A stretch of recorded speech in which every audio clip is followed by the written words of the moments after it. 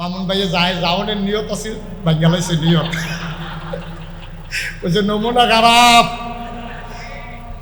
উড়নের কোনো লক্ষণ নাই। সিফা দিয়া বল মার হাবা কর জুড়ে। আমরা কি বোকা মানুষ?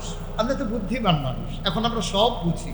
এখন সোশ্যাল মিডিয়ার যুগ চলে আসছে, এখন আমরা ইন্টারনেট বুঝি, নেটের কানেকশন বুঝি, আমরা সব বুঝি। আমরা তো বোকা মানুষ না, আগেও তো আমরা বোকা ছিলাম।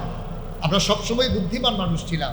আমাদেরকে আখেরি জামানার নবী আমাদেরকে বুদ্ধি দোয়া করে দিয়ে গেছেন। আল্লাহ রাসূল বলেছেন, বা ইউরিদিল্লাহু বিহি খায়রান ইউফাক্কিহু ফিদ্দীন। আল্লাহর পথে যারা চলতে চায় আল্লাহ তাদেরকে দ্বীনের সঠিক বোঝ দান করে। সুবহানাল্লাহ বলবেন না? আল্লাহ কয় ওয়াল্লাযীনা জাহাদু ফীনা লানাহদিয়ান্নাহুম সুবুলানা ইন্নাল্লাহা লামাল মুহসিনিন। আল্লাহ বলছেন ওয়াল্লাযীনা জাহাদু, যারা চেষ্টা করে, ফীনা ফিদ্দীনা ফিল ইসলাম, যারা ইসলাম মানতে চায়, ইসলাম বুঝতে চায়, লানাহদিয়ান্নাহুম সুবুলানা, আল্লাহকে পাওয়ার জন্য যত রাস্তা আছে সবগুলা রাস্তা আমি আল্লাহ বান্দার জন্য সহজ করে দেই, পথ দেখাই দেই। আপনি বাসে যাবেন তাও আছে, আপনি ট্রেনে যাবেন তাও আছে, আপনি নৌকোয় যাবেন তাও আছে, হেলিকপ্টারে যাবেন তাও আছে, সব রাস্তা আপনার জন্য খোলা। আল্লাহ আমাদেরকে বুদ্ধি দান করেছেন। আমাদের বুদ্ধি কম না বেশি? প্রমাণ আছে নাকি নাই? আমাদের বুদ্ধি যে বেশি, একটা কথা মনে পড়ছে, এটা কি কইলিতা যে কইয়েই নাই, আর আইনা নাই। হ্যাঁ, আমিন কর। এই দেশে একজন রাজা ছিল, নাম হলো হাজ্জাজ বিন ইউসুফ। সাংঘাতিক খারাপ মানুষ। জীবনে যে কত ইমাম হত্যা করছে, কত আলেমকে যে মারছে, গুম খুন ওই সময় থেকে চালু হয়ে গেছে। সাংঘাতিক অবস্থা, নিকৃষ্ট মানুষ।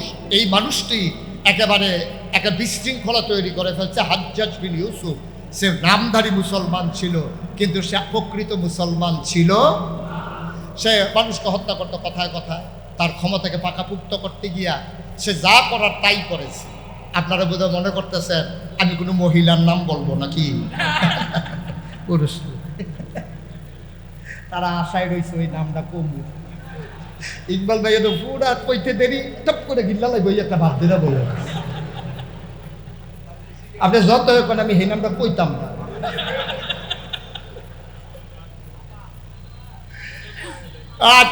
আরে এটা কি শুরু করলেন আপনারা? শুনেন, এখন থেকে যে উঠবে তার কোনো বিচার হবে না, যাদের কাছের থেকে উঠবো তাদের বিচার। আপনি থাকতে হয়তো উঠে কেমনে? আপনি কি করেন বইয়া বইয়া দাফনা তুফনা আলগা করে নেবেন টান দিয়ে। আমিন কর। তো এই যে বলছিলাম হাজ্জাজ বিন ইউসুফ, কথা কি মনে আছে? সে কি ভালো না খারাপ? সে কি নগণ্য না জঘন্য? সাংঘাতিক। এই হাজ্জাজ বিন ইউসুফ, তার বউ ওয়াইফ একদিন তারা ডাক দিয়া কয়, আপনার মতো খারাপ মানুষ আমি যেহেতু বাচ্চা কাচ্চা হয়ে গেছে এই জন্য সংসার করতে আসছি, নাইলে আপনারা ফালাই দিয়ে আমি চলে যেতাম। হাজ্জাজ বিন ইউসুফ আমি কি এতই খারাপ? কয়েকদিন রাস্তা গেলে তো টের পেবেন আপনি কেমন খারাপ। আপনি তো সব সময় সেনাবাহিনী নিয়ে থাকে, স্পেশাল ফোর্স, সিকিউরিটি গার্ড, পেপু তারারে সারা একদিন গিয়া দেখেন না বুরখা গাও দিয়া, তাইলে টের পেবেন আপনি কত খারাপ। হাজ্জাজ বিন ইউসুফ মুখোশ টুকুশ লাগাইয়া, সেরা পায়জামা পাঞ্জাবি কইরা, সে যে বাদশা এটা যেন বোঝা না যায়, আইসে মনে করে চিটাগাঙের আইসা এক ভিক্ষুক দেখা তো বলছে, স্যার কিছু ভিক্ষা দিয়েন। কার কাছে কইছে? কথা কথা বুঝেন নাই কথা? কার কাছে বলছে? হাজ্জাজ বিন ইউসুফকে বলতেছে, ভাই স্যার কিছু ভিক্ষা দিয়ে। তা হাজ্জাজ বিন ইউসুফ তো পরীক্ষা করার জন্য বাড়িছে মানুষটা কেমন। হাজ্জাজ বিন ইউসুফ কয় তারে দিয়েই পরীক্ষা শুরু করি। তো তারে জিজ্ঞাসা, তুমি যে ভিক্ষা চাইতে আসো, তুমি কি এই দেশের রাজা যে হাজ্জাজ বিন ইউসুফ আরে চিনো? কয় হ্যাঁ নাম শুনছি। কয় মানুষ কিরকম? কয় নাম দেয় মুহ লইলেন না। সাংঘাতিক খারাপ, অসভ্য। আপনি জিগান মানুষটা কেমন দেখি, মানুষ। হাজ্জাজ বিন ইউসুফের রাগ কি কমছে না বাড়ছে? তো বুদ্ধিমান লোক তো তারা রাগ দেখায় না, তারা সন্ধ্যার সময় রাগ দেখায়। দিনও আপনি তার লোকে দুর্ব্যবহার করছেন, সন্ধ্যার সময় দেখবেন আপনার বাইক পুলিশ এসে পড়ছে। তো সেই লোক হাজ্জাজ বিন ইউসুফ মনে করলো যে এখন যদি তারে ঠাস করে মাইরা ফেলাই তাইলে তো হবে না। এখন হাজ্জাজ বিন ইউসুফ বলতেছে, সে কি খুব খারাপ? আরে খারাপ মানে কি? তা ভিক্ষা দিলেও তো আমি নেই না, এইরকম খারাপ। আরে বাবার এরকম খারাপ কহ। তা হাজ্জাজ বিন ইউসুফ বলতেছে, আচ্ছা মনে করো হাজ্জাজ বিন ইউসুফ তোমারে যদি আইসা জিগায় মানুষটা কিরকম, তখন কি কইবা? হেতে বুঝা ফেলাইছে এই রে। তারপর ঘুরতে গেছে আর যে নমুনা খারাপ, যেটা মাটি ছড়বো এটা ওটো হাইয়া দিব, লক্ষণ খুব খারাপ। হে তো চিন্তা করতেছে আজকে বোধহয় মায় 2 টুকরা ছাড়া বোধহয় বাড়িতে যাওয়া যাবে না। এখন ওই ভিক্ষুক দেখেন আল্লাহ কি বুদ্ধি দিছে দেখেন। ভিক্ষুক বলতেছে যে রাজা বলতেছে যে তুই হাজ্জাজ বিন ইউসুফ তোমার জিগায় মানুষটা কিরকম, তখন তুমি কি বলবা? তখন ভিক্ষুক বলতেছে আমি বলবো সপ্তাহে আমার মাথা 2 দিন খারাপ থাকে, আজকে প্রথম দিন।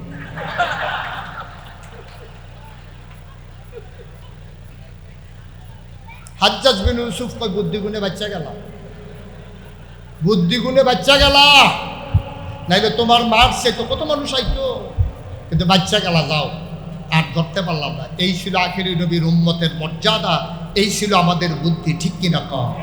এই জন্য আমাদের ব্যাপারে আল্লাহ ঘোষণা দিয়েছেন রাদিয়াল্লাহু আনহুম ওয়া রাদু আনহু। আমাদের যারা পূর্বপুরুষ আবু বকর, উমর, উসমান, আলী, তালহা, জুবায়ের, আব্দুর রহমান ইবনে আউফ, সাদ ইবনে রাবিয়া, আমাদের যারা সিংহ পুরুষ, যাদের রক্ত আমাদের গায়ে প্রবাহমান, তাদের ব্যাপারে বলেছে রাদিয়াল্লাহু আনহুম ওয়া রাদু আনহু। তাদের ব্যাপারে আল্লাহ খুশি, আল্লাহর ব্যাপারে তারা খুশি। আর যারা মুসলমান হওয়ার পরেও হাজ্জাজ বিন ইউসুফ হয়ে যায়, যারা মুসলমান হওয়ার পরেও ক্ষমতার মস্তকে একবার আরোহণ করলে 17 বছর আর ক্ষমতা ছাড়তে চায় না, তাদের ব্যাপারে আল্লাহ তাবারক ওয়া তাআলা জানিয়ে দিয়েছেন ওয়ালাহুম কুলুবুন লা ইয়াফকাহুনা বিহা ওয়ালাহুম আয়ুনুন লা ইউবসিরুনা বিহা ওয়ালাহুম আযানুন লা ইয়াসমাউনা বিহা উলাইকা কাল আনআম বাল হুম আদাল। দুনিয়ার ভিতরে এমন একদল মানুষ আছে ওয়ালাহুম কুলুবুন লা ইয়াফকাহুনা বিহা, তাদেরকে মন দিয়েছি তারা বুঝে না, ঠিক কিনা কন? ওয়ালাহুম আয়ুনুন লা ইউবসিরুনা বিহা, তাদেরকে চোখ দিয়েছি তারা দেখে না। ওয়ালাহুম আযানুন লা ইয়াসমাউনা বিহা, তাদেরকে কান দিয়েছি কিন্তু তারা শুনে না। আমরা বলি এটা কেমন মানুষ? আল্লাহ কয় আমি কি বলছি মানুষ? উলাইকা কাল আনআম, ওরা হলো চতুষ্পদ জানোয়ারের মতো। আমরা বলি ওরা কি জানোয়ার? আল্লাহ কয় না, বাল হুম আদাল, এগুলা জানোয়ারের চাইতে আরো নিকৃষ্ট, ঠিক কিনা বলো? আমরা যারা ইমানদার, আমরা যারা কলেমাকে মনে প্রাণে বিশ্বাস করে মুখে স্বীকৃতি দিয়ে কাজে প্রকাশ ঘটিয়েছি, আমরা মুখে স্বীকৃতি দিয়েছি, অন্তরে বিশ্বাস করেছি, কাজে প্রমাণ করে দিয়েছি আল্লাহ ছাড়া কোনো মাবুদ নাই, আমরা তখনই জেনেছি এই পথে চলতে গেলে মামলা হবে, হামলা হবে, জেল জুলুম নির্যাতন হবে, প্রয়োজনে জীবন দেওয়া যাবে, ঈমান দেওয়া যাবে না। রাজি আছো কিনা হাত তুলে দেখা।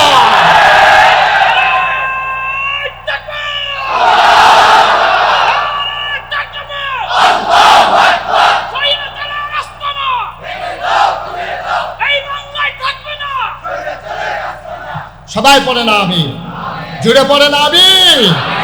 সুতরাং আমরা বিশ্বাস করি বাধা আসবে তো লড়াই হবে। এই জীবন পিঁপড়ার জীবন না, এই জীবন মশামাছির জীবন না, জীবন একটাই। এই জীবন পাঞ্জা লড়তে জানে, অন্যায়ের বিরুদ্ধে প্রতিরোধ করতে জানে, প্রমাণ করে দিতে হবে। কথায় কথায় বাংলা ছাড়, বাংলা কি তোর বাপ দাদা, ঠিক কিনা বলো?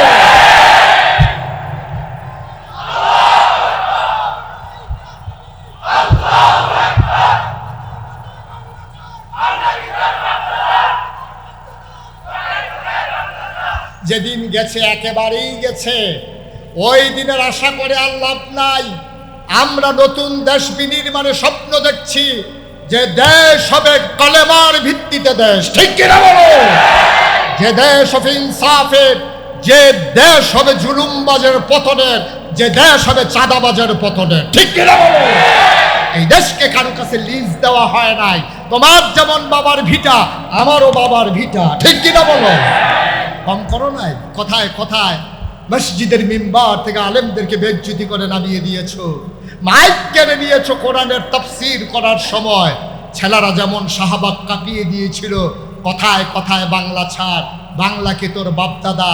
আর আজকে ওলামায়ে কেরাম সিদ্ধান্ত নিতে হবে, কথায় কথায় মিম্বার ছাড়, মিম্বার কি তোর বাপদাদা, ঠিক কিনা? মিম্বার আলেম ওলামা, মিম্বার শাসন করবে ওলামায়ে কেরাম, মেম্বারে কথা বলবে ওলামায়ে কেরাম। কোরআনের কথা বলেই যাবে, কোনো বাধা কোরআনের কথাকে থামিয়ে দিতে পারবে না, ঠিক কিনা?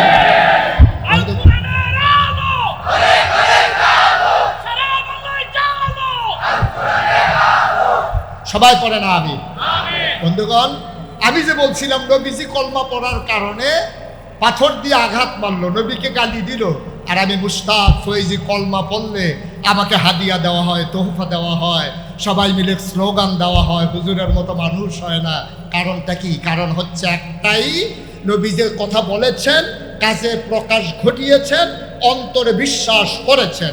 আমরা মুখে বলি লা ইলাহা ইল্লাল্লাহ, এই কথা বলার পরে কোনো মুসলমান সুদের কারবার করতে পারে? এই কথা বলার পরে কোনো মুসলমান নামাজ ছাড়তে পারে?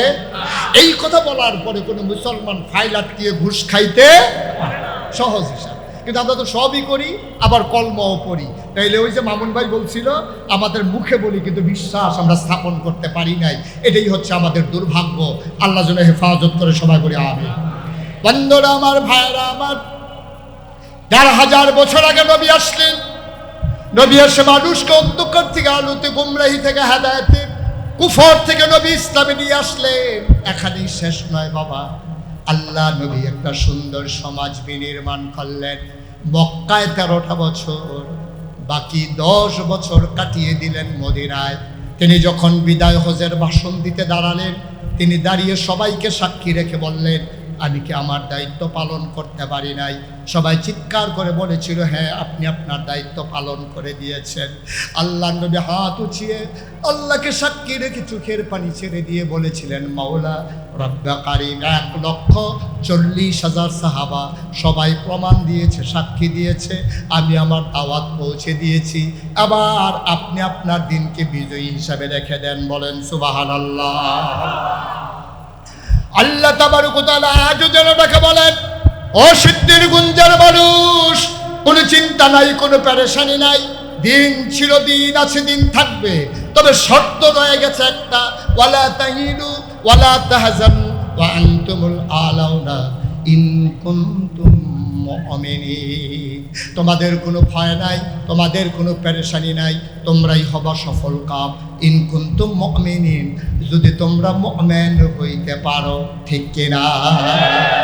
আমরা যদি ইমানদার হতে পারি, সফলতা আমাদের, বিজয় আমাদের, শান্তি আমাদের, গোটা বিশ্বের বিজয় আসবে আমাদের। যেখানে আমরা ইমানদারের পরিচয় দিতে পেরেছি, সেখানে তো শান্তি পেয়েছি আমরা। এই যে মসজিদের ভিতরে ৫,০০০ লোক, ৫০০, ১,০০০, ২,০০০ লোক মসজিদের ভিতরে নামাজ পড়তে ঢুকে জুমারে, ইমাম সাহেব বলে আল্লাহু আকবার বলে, তিনি যখন নিয়ত বেঁধেছেন, সবাই মিলে আল্লাহু আকবার বলে নিয়ত বাঁধে। ইমাম সাহেব সূরা পড়লেন, সবাই নিথরে নিস্তব্ধ হয়ে শুনলেন। ইমাম আবার বললেন আল্লাহু আকবার বলে রুকুতে চলে গেলেন। আচ্ছা, আপনারা কি দেখছেন যে বাংলাদেশের বিশাল এক এমপি, উনি মসজিদে গেছে, ইমাম সাহেব কইছে আল্লাহু আকবার কয়ে রুকুতে গেছে, আর উনি টাক সুজো হইয়া দাঁড়াই রইছে যে আমি এলাকার এমপি, আমি কি রুকুতে বাঁকা হইলে চলবে নাকি? এই জন্য উনি দাঁড়াই রইছে। এরকম হইছে? উনি সাজদায় যায় নাই, উনি চতুর্দিকে চাইতে আছে, কে কে আসছে, কে কে ভোট দিছে, কে কে দেয় নাই, এরকম শুধু মাথা নজর দিয়ে চাইতে আছে। এই কারবার হয়েছে কোথাও? তাইলে এখানে রাষ্ট্রপতি, প্রধানমন্ত্রী, মন্ত্রী, এমপি, মেম্বার অফ পার্লামেন্ট, আমলা কামলা বদুল্লা, রিক্সাওয়ালা, শ্রমজীবী, ভুইয়া চৌধুরী, সরকার, খনকার, ফেসকার, স্বর্ণকার, দফাদার, শহীদার, কন্ট্রাক্টর, দোকানদার, যত মানুষ আছে, গরিব ধনী, সবাই মিলে যখন ইমামকে মেনে নিয়েছে, রুকুর সময় রুকু, সাজদার সময় সাজদা, মসজিদের ভিতরে শৃঙ্খলা না বিশৃঙ্খলা? অশান্তি না শান্তি? মসজিদের ভিতরে হুজুর মানুষ বুঝে কি, পাঞ্জাবি গাও দেয়, দাওয়াত খায়, টুপি মাথার দিয়া দাঁড়িয়ে রাখছে, দিন দুনিয়ার খবর নাই। এই হুজুরে যদি ৫,০০০ মুসল্লির কমান্ডে এই হুজুর যদি শান্তি শৃঙ্খলা বিধান করতে পারে মসজিদে, খোদার কসম আমরা যদি সব জায়গায় এমন করে ইমামকে ফলো করতাম, আর ইমাম যদি সেই ইসলামের ইমাম হতো, খোদার কসম আমার এই দেশ শুধু কাগজে পত্রে নয়, প্রকৃত অর্থে আমার দেশ হতো সোনার বাংলা। ঠিক কিনা? একবার সহজ, ইমামরা মানার কারণে মসজিদের ভিতরে শান্তি সহজ। একটা বিশৃঙ্খলায় করে আওয়াজ নাই, চিৎকার নাই, চেঁচামেচি নাই। সুইটটা ফলায় যেতে কথা কয়, হেতারে আরেক ফলায় মিল্লা ঝাঁটা দিয়ে লাইছে, নামাজের ভিতরে কথা, তাকে নামাজের ভিতরে কথা কইতে দেয় না। নামাজের ভিতরে দাদাই নাতিরে লয়ে গেছে, দাদাই যে নামাজ পড়তে আসে, নাতিয়ে কথা কয়, নামাজের ভিতরে নাতির মুখের ভিতরে সিফা দিয়ে ধরে রাখছে, তো করে আওয়াজ তো পারো না। তাহলে দাদাই বুঝছে মসজিদের ভিতরে বিশৃঙ্খলা করা যাবে না, এখন একক কমান্ড চলছে, আর এই কমান্ডার হচ্ছে ইমাম। এই ইমামকে যেমন করে মসজিদে মেনে নিয়েছিলেন, সব জায়গায় যদি ইমামকে মেনে নিতেন, খোদার কসম আমার দেশ আনন্দের হিলডুলে দেশ বয়ে যেত, দরজা খুলে ঘুমাইতে পারতেন, চুরি ডাকাতির কোনো ভয় ছিল না। ঠিক কিনা বলেন? সহজ। পারলাম না কেন? নবী পারল ১৫০০ বছর আগে, আমরা কেন পারলাম না? কারণটা কি? কারণ তো একটাই, আমরা ওই যে মামুন ভাই বলেছে, আমরা মুখে কলমা পড়ি, অন্তরে বিশ্বাস করি না। মুখেও পড়ি, অন্তরেও বিশ্বাস করি, কাজে প্রকাশ ঘটাই না। ও মুসলমান, যেই নবী দিন নিয়ে আসলেন, আমরা নবীর আদর্শ ভুলে গেছি। মনে রাখবা, শুধু দুইটা জিনিস করা যাবে, একটা হচ্ছে আল্লাহর হুকুম, ২ নম্বরে নবীর তরিকা। এর বাইরে মুসলমানের জন্য মানার কিচ্ছু নাই। ঠিক কিনা? বিধান মানবো কার? সবাই বলেন, বিধান মানবো কার? তরিকা মানবো কার? বিধান মানে কি? হুকুম। বিধান মানে কি? হুকুম। হুকুম মানবো কার? আচ্ছা, এটা প্রমাণ কি? আমরা যে হুকুম আল্লাহর মানি, যে প্রমাণ কি? আল্লাহ বলছেন আকিমুস সালাহ ইন্নাস সালাতা তানহা আনিল ফাহশাই ওয়াল মুনকার। সিদ্ধিরগঞ্জের মানুষ, নামাজ কায়েম করো। নামাজ কায়েম করলে হবে কি? মন্দ কাজ, খারাপ কাজ থেকে তোমাকে নামাজ ফিরাই রাখবে। সুবহানাল্লাহ বলবেন না? এখন আপনি যদি বলেন যে হুজুর বুঝলাম আল্লাহ বলছেন নামাজ পড়া লাগবে, এখন নামাজটা পড়া লাগবে কেমনে? যেইভাবে পড়া লাগবে এটাই হলো নবীর তরিকা। আল্লাহ যখন বলছেন আকিমুস সালাহ, নামাজ কায়েম করো, সাহাবারা দৌড়ে দৌড়ে নবীর কাছে বললেন, গিয়ে বললেন আসসালাতু ওয়াসসালামু আলাইকা ইয়া রাসূলুল্লাহ। ওয়া আলাইকুমুস সালাম ওয়া রাহমাতুল্লাহ। কেন এসেছো?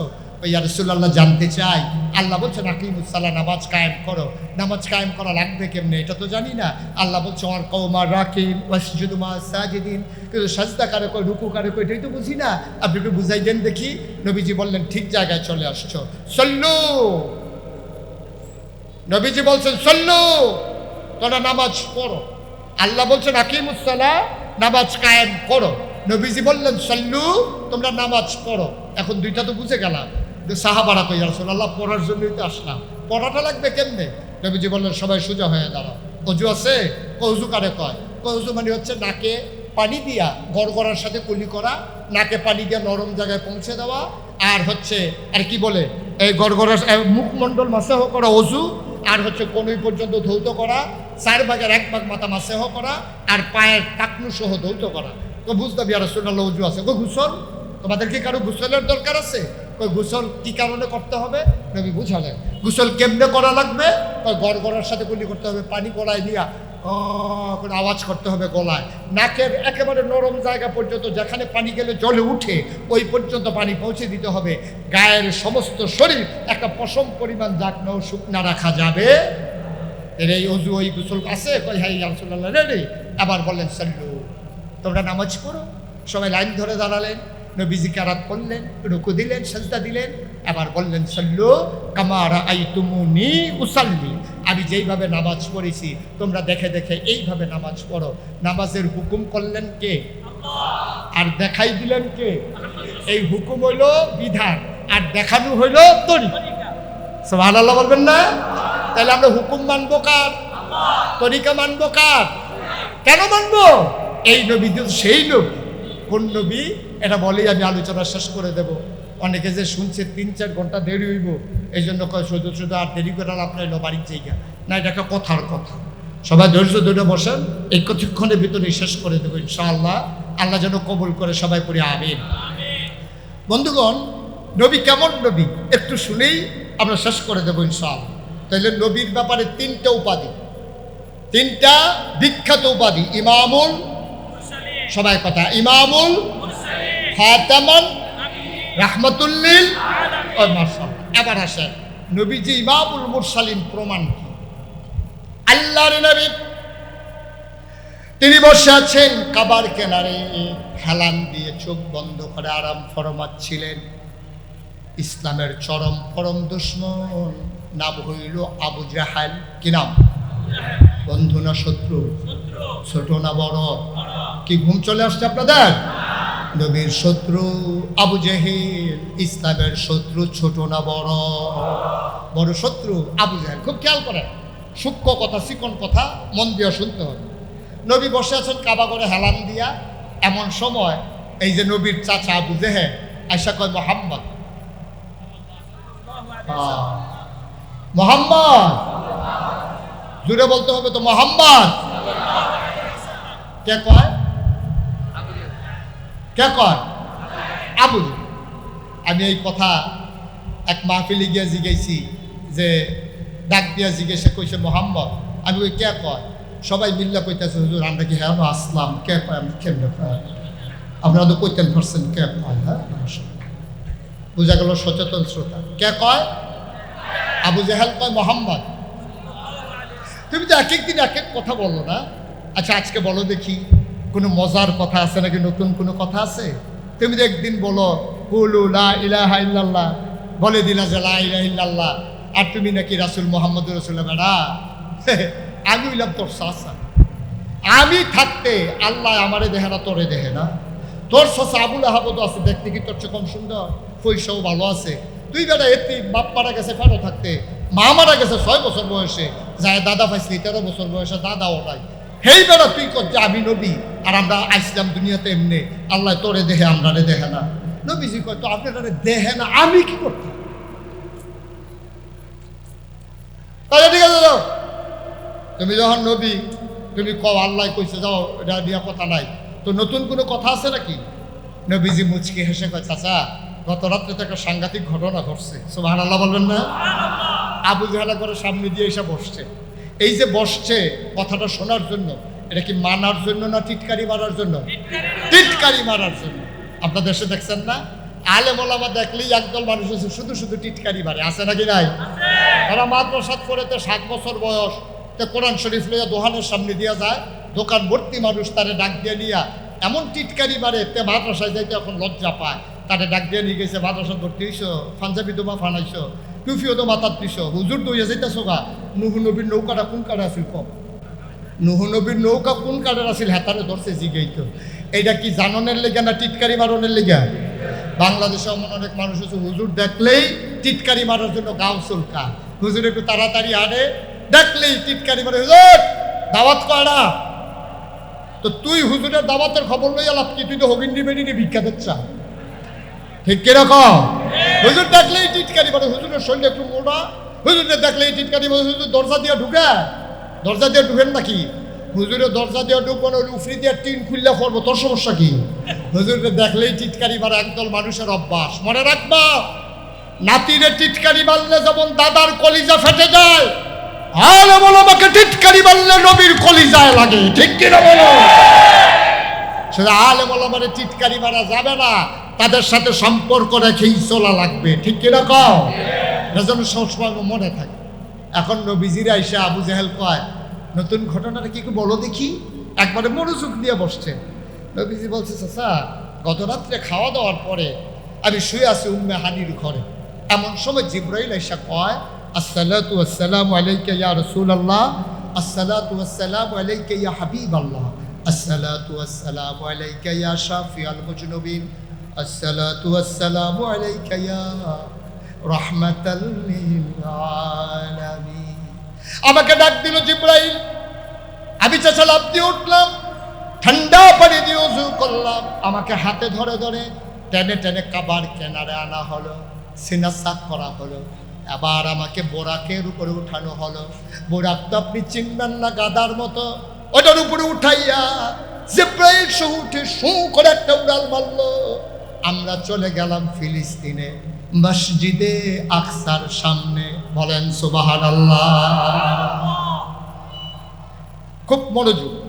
নবী যখন এই কথা বলছে যে বোরাকে উঠে শু করে উড়াল দিয়া আমি ফিলিস্তিনে গিয়ে নামলাম, মসজিদে আয়েশা বাকতুল মাকদাস, ওই মসজিদের সামনে গিয়ে আমি নামলাম। আবু জাহেল কয়, কই গেলা? কয় ফিলিস্তিন। কয় কোন জায়গায়? কয় মসজিদে আকসার সামনে। কয়ার পর চাচা হেন অনেক ঘটনা হয়েছে, আমি নামাজ পড়ছি। নামাজ পড়ার পরে সব নবীদেরকে নিয়ে তারপর উপরের দিকে উঠা শুরু করলাম। আর উঠল না, আর উঠল না। এই যে এখন কইলা গত রাত্রে তুমি ফিলিস্তিন গেছো, এখন বইয়া রইছো কই? কই যে আপনার সামনে। আমি যদি 2-4 জন লোক ডাক দিয়ে আনি, এই কথাটা বলতে পারবা? তো সত্য কথা না বলার কি আছে? তাহলে তুমি বসো, আমি লোক আনতেছি। আবু জাহেল সাফা পাহাড়ে গিয়ে উঠলেন, উঠে ডাকলেন, আজ দেশবাসী সবাই তাড়াতাড়ি আসো কাবার কেনারে। সব দৌড়ে কাবার পাশে এসে দেখে নবীজি হেলান দিয়ে বসে আছে, প্রশান্ত বদন, প্রশান্ত চিত্ত, কি সুন্দর তার অবয়ব। তিনি চোখ বন্ধ করে ঘুমিয়ে আছেন। মনে হলো যেন ফুটন্ত গোলাপের পাপড়িগুলো আস্তে করে ফুলের ফোঁটার সাথে আস্তে করে লেপটে আছে। সুবহানাল্লাহ বলবেন না? নবীজি বসে আছেন, আবার বলতেছে মোহাম্মদ, আহা মোহাম্মদ। ওই যে একটু আগে যে কথাটা বলছিল ওটা বলো দেখি। নবীজি কয়, কথা তো ওইটাই, আমি উম্মে হানির ঘরে শুয়েছিলাম, আবু জেহেল এসে উঠাইলো। আর কি বলে, জিবরাইল এসে উঠালো, আমাকে উজু করায় নিয়ে গেল মসজিদের সামনে, ওখান থেকে সিনা সাক করে একেবারে মসজিদে আকসার সামনে নিয়ে আমাকে নামাই দিল। তারপরে নামাজ পড়লাম, তারপরে উপরের দিকে উঠতে চাইছিলাম, আবু জেহেলে আর উঠন লাগতো না। এখন আবু জেহেল বলতে চাই, শোনো, আমি যে বলি মোহাম্মদের মাথা খারাপ, নাউজুবিল্লাহ বলবেন না? এখন প্রমাণ পাইছো? আজ আমাদের ভিতরে ফিলিস্তিন গেছো কে? তো একজন লাভ দিয়ে ভাইসা ভাবি গেছিল, কয় যাইতে কয়দিন লাগছে? কয় 30 দিন। তো এক জায়গায় যদি যাইতে লাগে 30 দিন, আসতে লাগবে কয়দিন? আরে কথা পায় না, তাহলে হইল কয়দিন? তো 60 দিনের রাস্তা। নবীজি কি বলতেছে? রাত্রে গেছে, এখন আছে কই? তোমার সুবহানাল্লাহ কয় না? রাত্রে গেছে, এখন আছে। ওরা তো আর হিসাব মিলে না, ওরা তো নবীরে নবী মানে না, আল্লাহ কারো ওরা তো বুঝে না। এখন ওরা বলতেছে, শুনছ মোহাম্মদ কি কয়? দাঁড়া, যাইতে লাগে 30 দিন, আসতে লাগে 30 দিন। হেটা কি রাত্রে গেছে, এখন নাকি আমাদের সামনে বসে রয়েছে। আবার বুঝো কেমন মাথা খারাপ, নাউজুবিল্লাহ বলবেন না?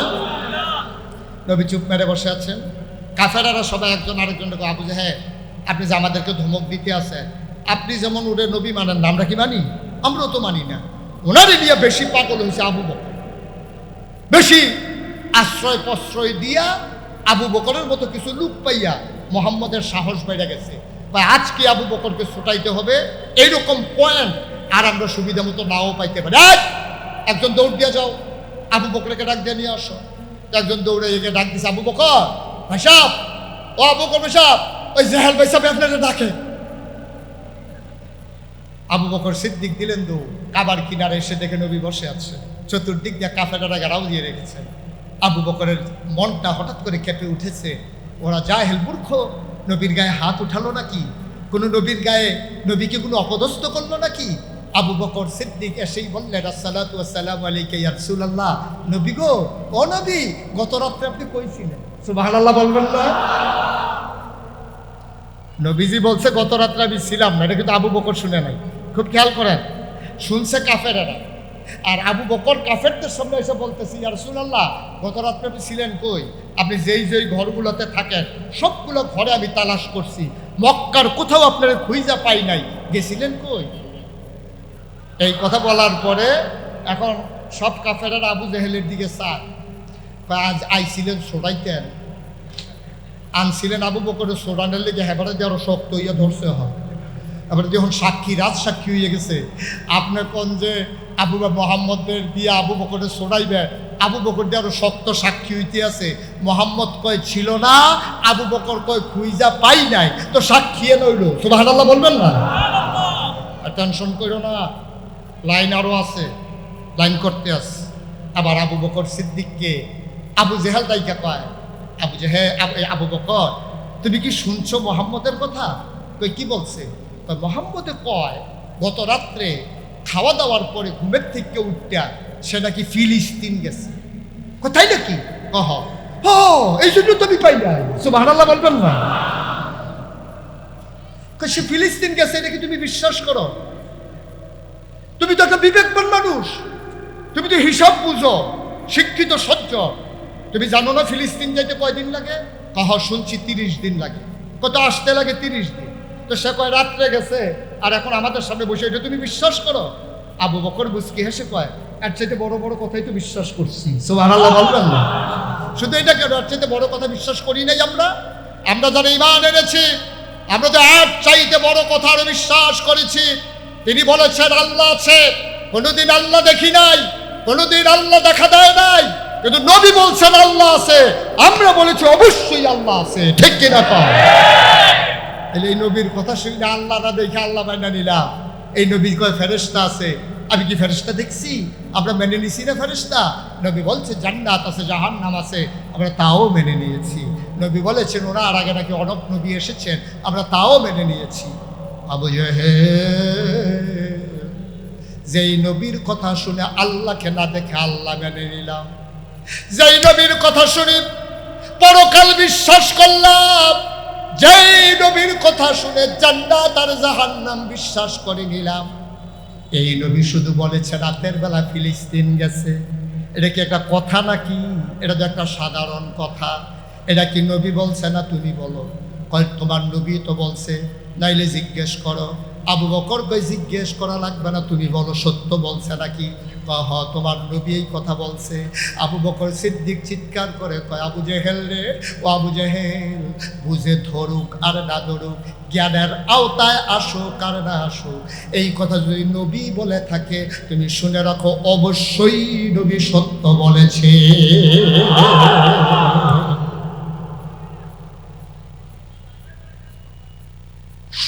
আল্লাহর নবী উঠতে দাঁড়ালেন, আবু বকরের সামনে গিয়ে হাত দুটো ছড়িয়ে দিলেন। আল্লাহর নবীর চোখের কোণায় পানি চিকমিক করে, আবু জেহেলও কান্দে। আল্লাহর নবী হাত বাড়িয়ে দিলেন, আবু বকর লাফ দিয়ে বুকে পড়ে গেলেন, শক্ত করে ঝাঁপিয়ে ধরলেন, শক্ত করে ঝাঁপতে ধরলেন।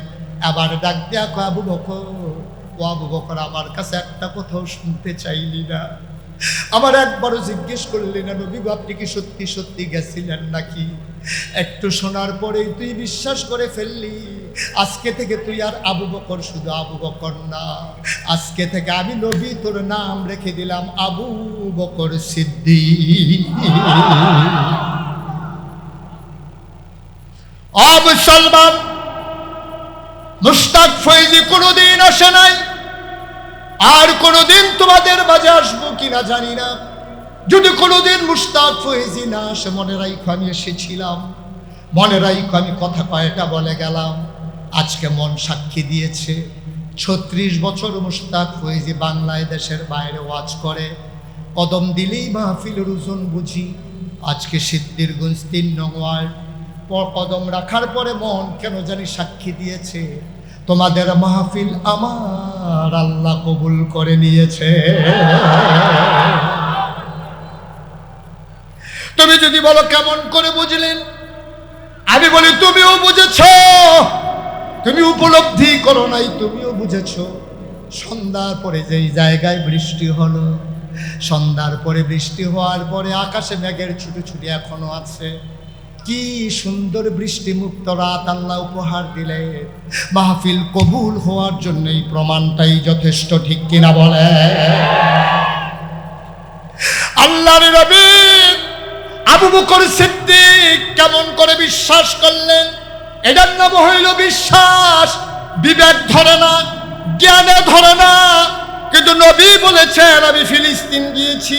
বিবেক ধরো কার না ধরো, জ্ঞানের আওতায় আসুক না আসুক, নবীর কথাটাকে নিঃসন্দেহে নিঃসংকোচে নিঃসন্দেহে মেনে নেওয়া, এটার নাম হইল ঈমান, ঠিক কিনা?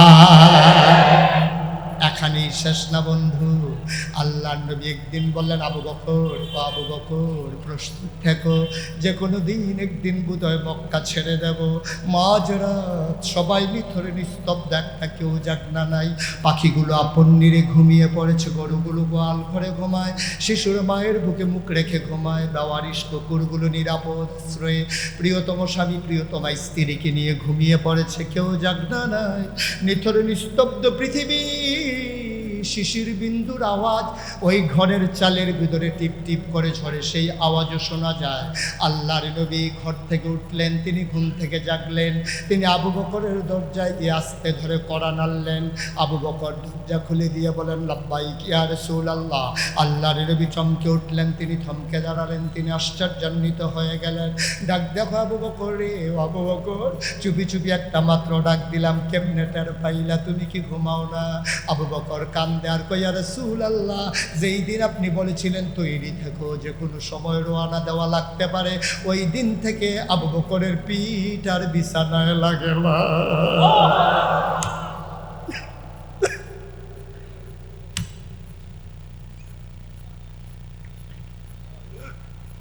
পিঠ আর বিছানায় লাগে নাই। আমার স্ত্রী বারবার আমাকে বলেছে, ও প্রিয়তম স্বামী, আপনি তো না ঘুমাইতে ঘুমাইতে মরে যাবেন।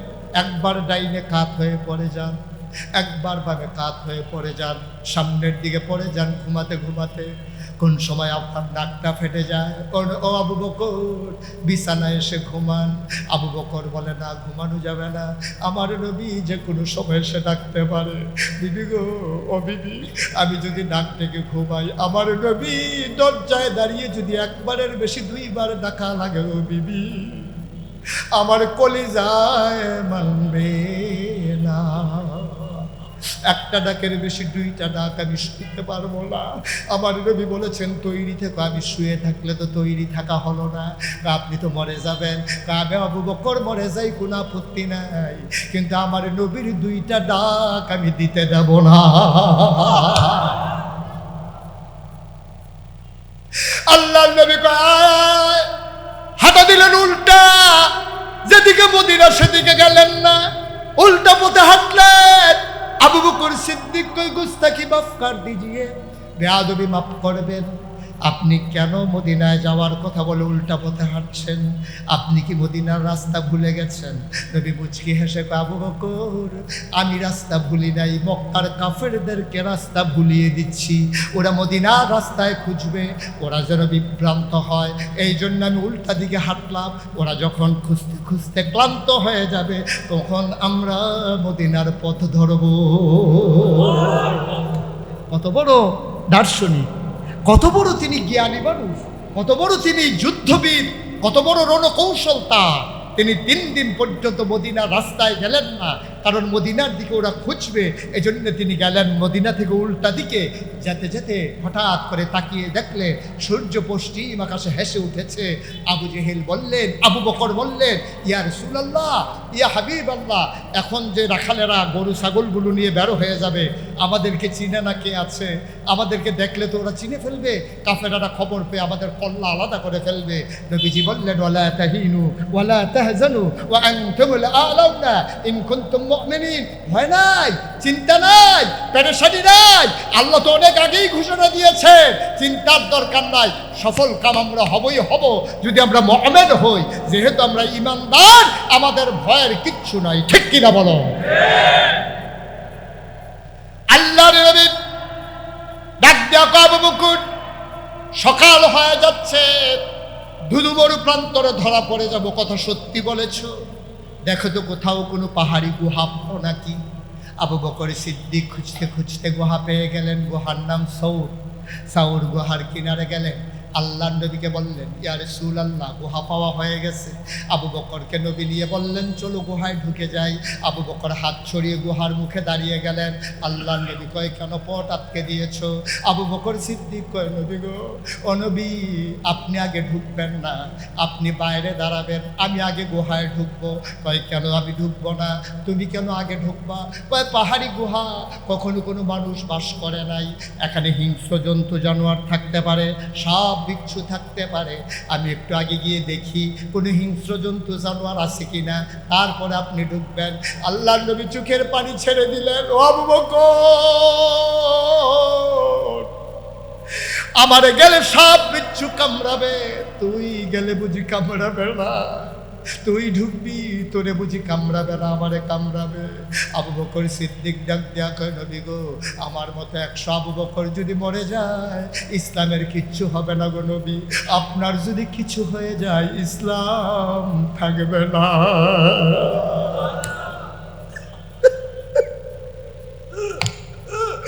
আপনার যদি কিচ্ছু হয়ে যায়, নবী, ইসলাম থাকবে না গো নবী।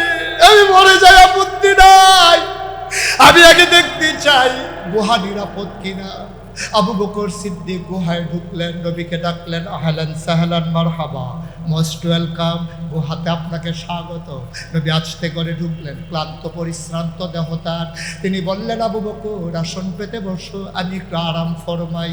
আবু বকর সিদ্দিক আসন পেতে বসলেন। আল্লাহর নবী কুলের ভিতরে মাথা রেখে শুয়ে পড়লেন। আবু বকর সিদ্দিক কপালের ভিতর আস্তে করে টিপে দেয়, চুলের ভিতরে আঙ্গুল বুলিয়ে দেয়। আমার নবী আরাম পেয়ে চোখ বন্ধ করে ঘুমাতে শুরু করলেন। আবু বকর সিদ্দিক তাকাইয়া দেখে গর্তের ভিতরে, গুহার ভিতরে চতুর্দিক দিয়ে ছোট্ট ছোট্ট গর্ত দেখা যায়। গর্তগুলার ভেতর থেকে জিব্বা, সাপের জিব্বা এমন লক লক করে। আবু বকর ভয় পেয়ে গেলেন, টান দিয়া মাথার পাগড়িটা টুকরা টুকরা করলেন। টুকরা টুকরা করে ওই পাগড়িটা দিয়ে সবগুলা গর্ত বন্ধ করে দিলেন। কাপড়ের টুকরা শেষ, কিন্তু গর্ত বাকি রয়ে গেল আরো একটা। কয়টা?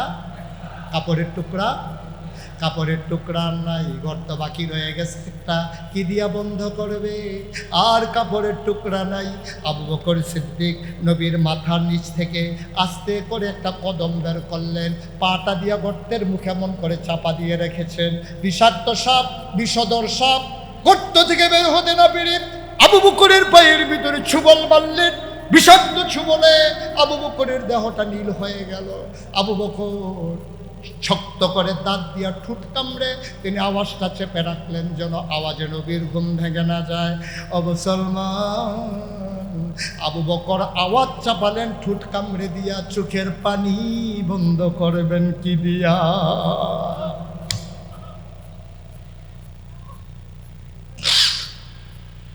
আওয়াজ থামিয়ে দিলেন ঠুট কামড়ে, চোখের পানি থামাবেন কি দিয়া? টপ টপ দুইটা গরম চোখের পানির ফোঁটা নবীর গাল মুবারকে পড়ে গেল। নবী চমকে উঠলেন, থমকে দাঁড়ালেন, আশ্চর্যান্বিত হয়ে গেলেন। তিনি উঠে বসলেন, ডাক দিয়া, আবু বকর, ও আবু বকর, নিশ্চয়ই বাড়ির কথা তোর মনে পড়ছে রে আবু বকর, নিশ্চয়ই তোর আয়েশার কথা মনে পড়ছে, তোর সন্তান আসমার কথা মনে পড়ছে, নিশ্চয়ই তোর আব্দুর রহমান ছেলের কথা মনে পড়ছে রে আবু বকর, নিশ্চয়ই তোর ব্যবসার কথা মনে পড়ছে, বাগানের কথা মনে পড়েছে। আবু বকর চোখের পানি ছেড়ে দেখে, ইয়া রাসূলুল্লাহ, আপনি কি সেই নবী না? আপনি কি সেই নবী না? মক্কায় যেই করে খিদা অভাবের তাড়নায়, যেই করে চুলায় আগুন জ্বলে নাই, আপনি কি সেই নবী না?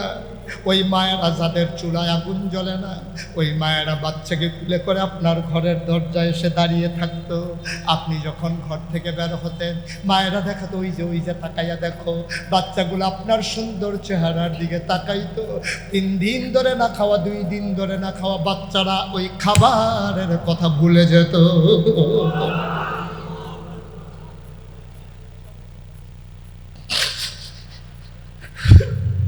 আপনি সেই নবী না? আপনি সেই নবী না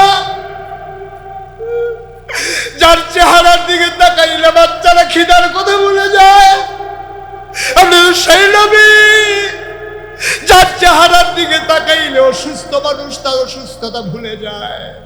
আল্লাহ কি না দিছে আপনার মাঝে, আপনার ঘাড় পর্যন্ত প্রলম্বিত চুলগুলো। সাহাবায়ে কেরাম অবাক বিস্ময়ে তাকিয়ে দেখতো। চুলের ভিতরে তৈল দিয়ে যখন আশ্রাতেন, পিছন থেকে আমরা তাকিয়ে দেখতাম, অবাক বিস্ময়ে তাকিয়ে মনে হতো চুলের মাঝে যেন মৃদু মন্দ ঢেউ দেখা যায়। সেই নবী না যার কপালটা ছিল চৌড়া, শুভ্র সাদা, যার চোখের ভুরুগুলো ছিল টানা টানা ধনুকের মতো বাঁকা? আপনি সেই নবী না যার চোখগুলো ছিল বড় বড় ভাষা ভাষা, চোখের পাতাগুলো ছিল গোলাপের পরীর মতো? আপনি কখনো বা যখন একবার চোখের পলক ফেলতেন, মনে হইত মৃদুমন্দ বাতাসে ফুটন্ত গোলাপের গোলাপি পাপড়ির 2টা যেন দোল খাইতেছে।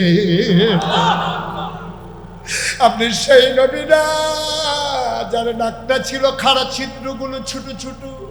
আপনি তো সেই নবী যার ঠুটির উপরে ছিল চিকন সরগোফ, ঠোঁটগুলো ছিল তার গোলাপি রঙের। আপনি কখনো বা যখন মুচকে হাসেন, ঠোঁট 2টা যখন একটু ফাঁক হয়, সামনের দাঁতটা যখন বের হয়ে যায়, মনে হয় গোটা পৃথিবীতে যেন বিজলি চমকাইছে। আপনি তো সেই নবী, রাস্তা দিয়ে হেঁটে গেছেন 1 মাস আগে, 1 মাস পরে রাস্তা দিয়ে সাহাবা হেঁটে যায়, আশ্চর্যান্বিত হয়ে দাঁড়িয়ে যায়। রাস্তার কিনারের মানুষগুলোকে জিজ্ঞেস করে, ভাই এই পথ দিয়ে আমার নবী হেঁটে গেছেন নাকি? কয় তুমি কেমন করে বুঝলা? এই নবী তো হেঁটে গেছেন 1 মাস আগে। সাহাবা কান্দে আর কয়, ভাই রে, 1 মাস আগে এই পথ দিয়ে নবী হেঁটে গেছে, আর 1 মাস পরে আমি আজকে এসে শুনলাম আজকে আমার নাকের মাঝে নবীর গায়ের জান্নাতি গন্ধ পাওয়া যায়।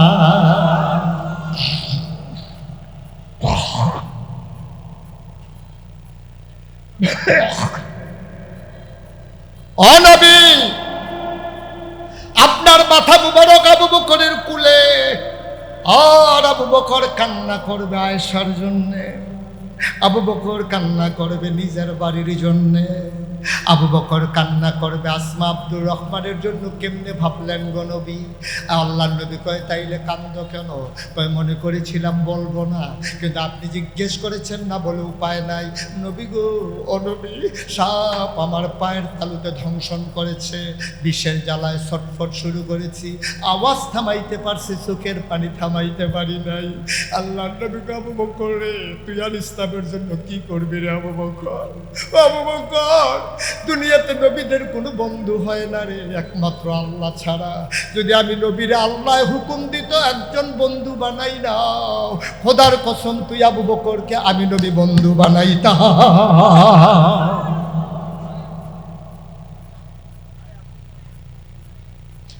আবু বকর, এমন করে সব কামড়ালো, তুই কেন আমাকে ডাকলি না?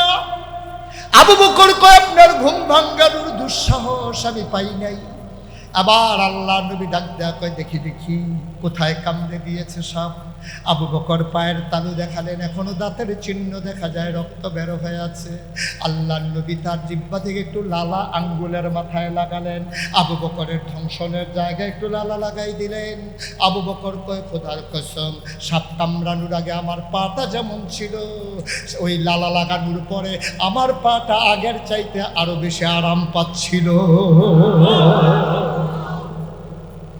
তুমিও মুসলমান, আমিও মুসলমান, আমরাও মুসলমান, আবু বকরও মুসলমান। একটু হিসাব মিলাইয়া দেখো, মুশতাক ফৈজি যদি কোনোদিন না আসে, আজকে বাড়িতে গিয়া যখন শুয়ে যাবা, আরামের বিছানায় শুইয়া চোখের পানি ছাইরা কথাগুলা মিলাইয়া মিলাইয়া দেখো, আমাদেরও ইমান তাদেরও ইমান, আমরাও মুসলমান তারাও মুসলমান, মাঝে দিয়া যুজন মাইল পার্থক্য মনে হয়। তাদের তুলনায় আমরা আজকে কাফেরের চাইতে নিকৃষ্ট। ওদের ইমানদার মনে হইলে আমরা ভয়ে ভীত সন্ত্রস্ত হয়ে যাই। আমাদের মতো মানুষ আবার ইমানদার হয় কেমনে, ঠিক কিনা?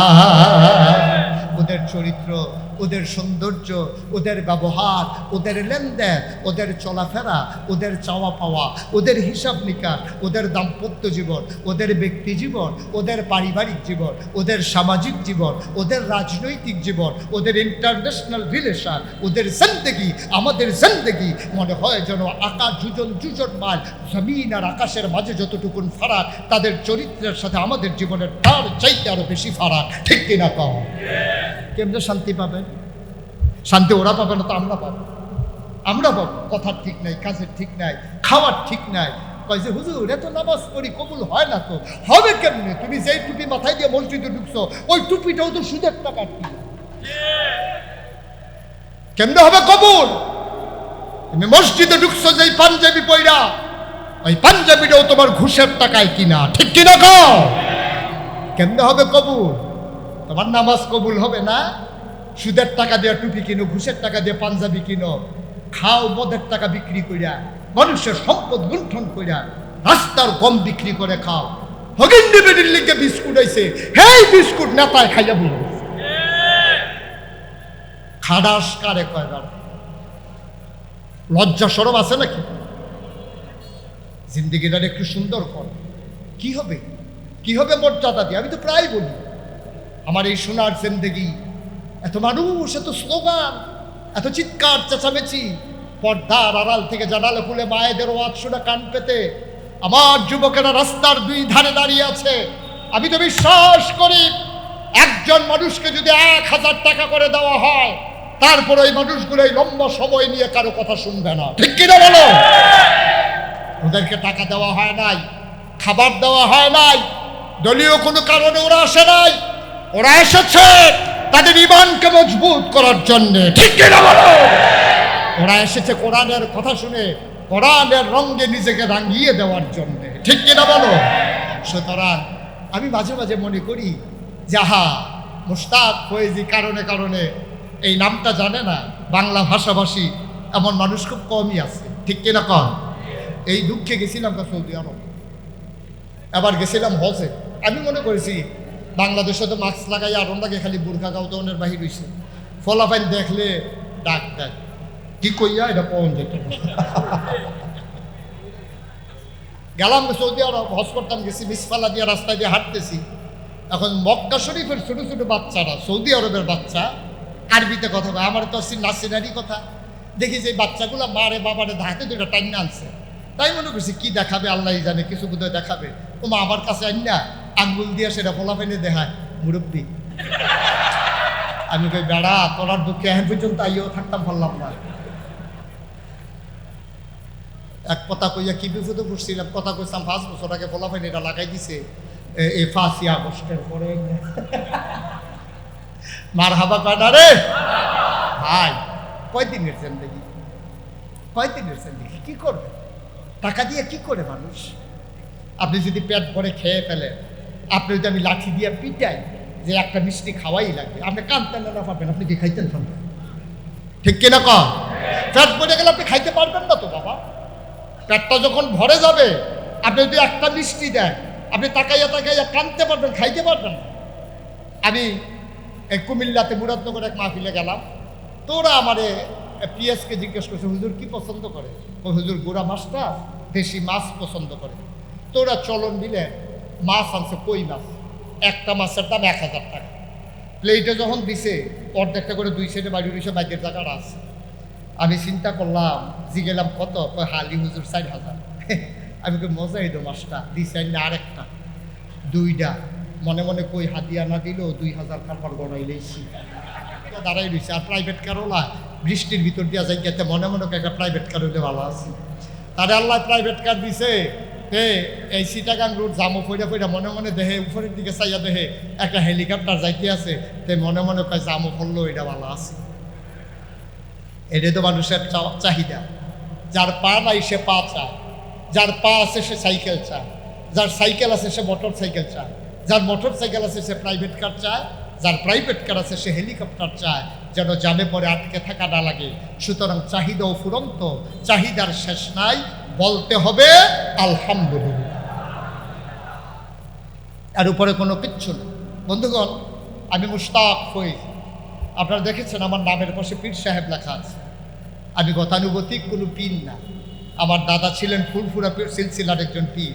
আমার আব্বা ইন্তেকাল করার কারণে দাদা থেকে সরাসরি আমি খেলাফত প্রাপ্ত নাগাইশের পীর সাহেব আমি। কিন্তু আমি লজ্জায় অনেক সময় পীর সাহেব পরিচয় দিতে আমি লজ্জাবোধ করি। কেমনে মানুষগুলো এমনি করে, পীর সাহেব নাম দিয়া, এই বাচ্চাটারে বসান, পীর সাহেব নাম দিয়া সে বৈশা থাকে, রিক্সাওয়ালায় টাকা দেয়, সে হাত পাইটা খায়, হগিন দিবে টিহা দেহাতে বইয়া বইয়া খা। তারা তোর তো আতাসে ফাও আছে, অটো চালাইলে ও তো তুই ডেলি 1000 টাকা কামাই করতে পারস, মানুষে মেহনত করে টাকা কামাই করে দেবার, তুই বৈশা বৈশা খাবি, লজ্জা নাই, ঠিক কিনা পাও? কোটি কোটি টাকার মালিক হয়ে যায়, লজ্জায় মাথা হ্যাট হয়ে যায়। এটা তো সম্পর্ক ছিল না। তুমি কাজ করবা, তুমি শুধু নেবা কেন, তুমি নেবাও, তুমি দেবাও, তাহাদ্দু তাহাব্বু, তুমি মোহব্বত হাদিয়া আদান প্রদান করবা। খালি মুড়িদের নিবা, জীবনে দিতা না। তোমার হাত ধরে ফাটতে ফাটতে ফিক্সড হয়ে গেছে গা, কেরা জানি এমনি ঘুরাই দিছি, এটা আবার ঘুরে যাই কেন, ঠিক কিরকম? কেন মুড়িদের থেকে নিবেন তো মুড়িদের মাইয়ার বিয়ের সময় একটা কানের দুল দিতে পারেন না? মুড়িদের মেয়ের বিয়েতে কানের দুল দেন, নাকের ফুল দেন, প্রথম শাড়িটা আপনি দেন। মুড়িদের তো কম খান নাই, গাছের লাউডা, মাছের মাথাটা, গরুর কলজাটা, বিদেশি ফুতের টেহারা, 2 ফল্লা কম্বল না, সবে তো কম দিচ্ছেন আপনি, ঠিক কিরকম?